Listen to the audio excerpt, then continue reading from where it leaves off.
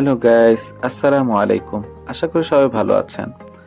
আজকে আমরা চলে আসলাম উত্তরা দিয়াবাড়ি। অনেক দিনের পরিকল্পনা ছিল সবাই মিলে একসাথে সাইকেল ট্যুর দিব।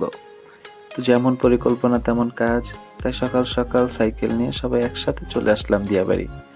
কোলাহল মুক্ত পরিবেশ, শীতের সকাল, এক কথায় ভালো লাগার মতো ছিল।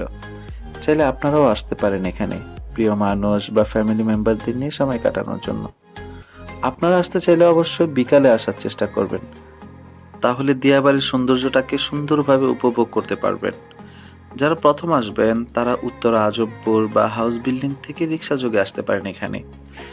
আর যারা মিরপুর বা ফার্ম গেট এসব এলাকা থেকে আসতে চান তারা চাইলে মেট্রো রেলের সুবিধা গ্রহণ করতে পারেন, অথবা বাসে করেও আসতে পারেন।